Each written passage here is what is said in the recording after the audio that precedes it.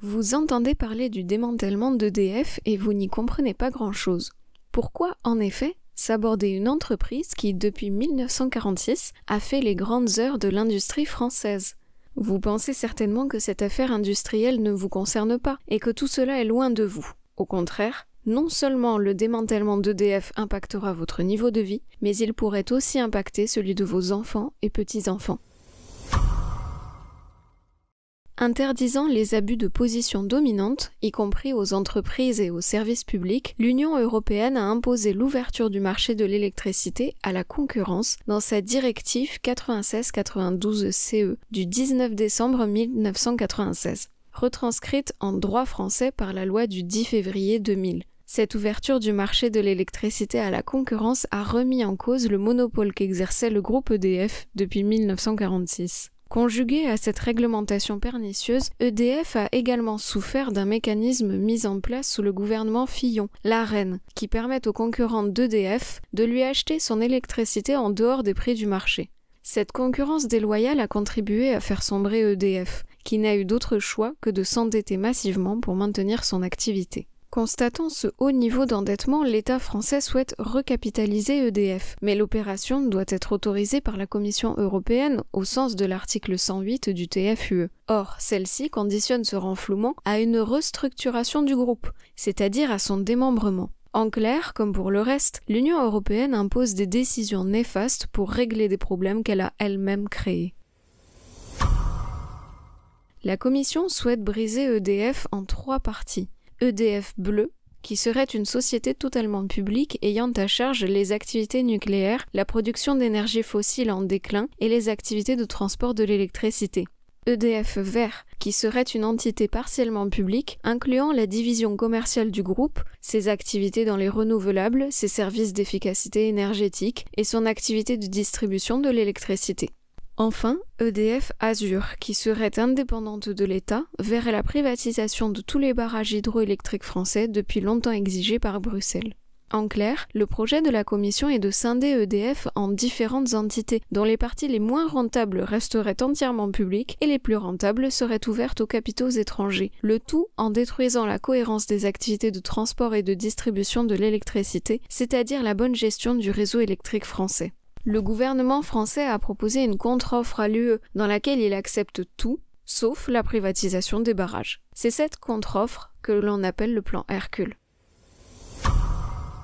L'électricité fonctionne sur la base d'un réseau. C'est sa forme la plus optimale. Au lieu de produire l'énergie de façon chaotique et désordonnée à petite échelle, l'organisation en réseau permet d'optimiser la distribution de l'électricité en fonction des besoins globaux d'une population. Il y a donc moins de pertes entre l'électricité produite et celle qui est utilisée par les ménages. Les rendements et les coûts d'exploitation s'en trouvent donc meilleurs. Ainsi, toutes les centrales sont interconnectées et doivent réguler leur production en fonction de la consommation des citoyens. De fait, si les centrales produisent trop d'électricité, le réseau s'expose à de graves avaries et doit donc être temporairement suspendu. A l'inverse, si elles produisent trop peu d'énergie, des secteurs entiers sont privés d'électricité, ce qui peut coûter très cher à une économie. En somme, le réseau électrique fonctionne sur un subtil équilibre qui, s'il est rompu, peut avoir des implications économiques très graves. Séparer les activités RTE et Enedis, c'est justement mettre de l'incohérence là où il faut une coordination. De même, privatiser les centrales les plus pilotables, comme les barrages, c'est prendre le risque que des installations stratégiques tombent entre les mains de multinationales étrangères. C'est une véritable catastrophe pour notre indépendance nationale. Du fait de sa nature et de sa méticuleuse gestion en réseau centralisé et réglementé, l'électricité est un monopole naturel au sens des théories libérales. Cela signifie que l'ouverture à la concurrence d'une telle activité, contrairement aux autres, a pour effet d'augmenter les prix et non de les diminuer. En effet, l'application des règles européennes dans le secteur a d'ores et déjà fait grimper les prix du kilowattheure de façon importante. Et cela ne fait que commencer. Le démantèlement d'EDF aura pour effet de multiplier les prestations, les intermédiaires et donc les marges. En définitive, cela fera bondir le prix de l'électricité pour tous les Français, et ce d'autant plus que la France semble opter pour une dénucléarisation de son énergie.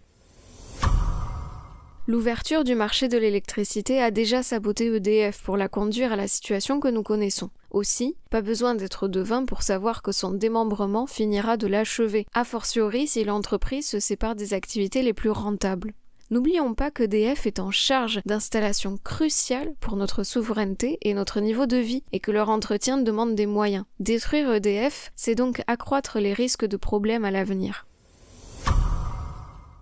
La destruction d'EDF et l'ouverture du marché national aux compagnies étrangères serait une catastrophe pour la France. Montée des prix du kilowattheure, désorganisation du réseau, privatisation des centrales les plus rentables, menace sur notre souveraineté énergétique, voilà ce qui nous attend. C'est pourtant ce qui est exigé par la Commission européenne, tenue par une Allemagne qui rêve de nous fournir ses centrales à gaz polluantes et ses éoliennes non rentables à un marché français en pleine débandade. Dans cette affaire, les dirigeants français n'ont pas vraiment le choix. Le droit européen ne leur donne pas d'autre alternative que d'accepter ce plan ou d'en proposer un autre que la Commission devra valider. Alors qu'un État souverain pourrait tout simplement claquer la porte et maintenir sans problème le monopole de ses services publics. Le gouvernement français est prêt à saborder nos entreprises et notre souveraineté énergétique afin de satisfaire les exigences des technocrates étrangers non élus au service de multinationales prédatrices. Si tel est le choix des hommes politiques et des hauts fonctionnaires français, ils se rendent coupables d'un crime de haute trahison au sens de l'article 411-5 du Code pénal. Les Français ne doivent pas l'oublier. Une fois encore, la souveraineté est la solution et le Frexit, le moyen de l'exercer.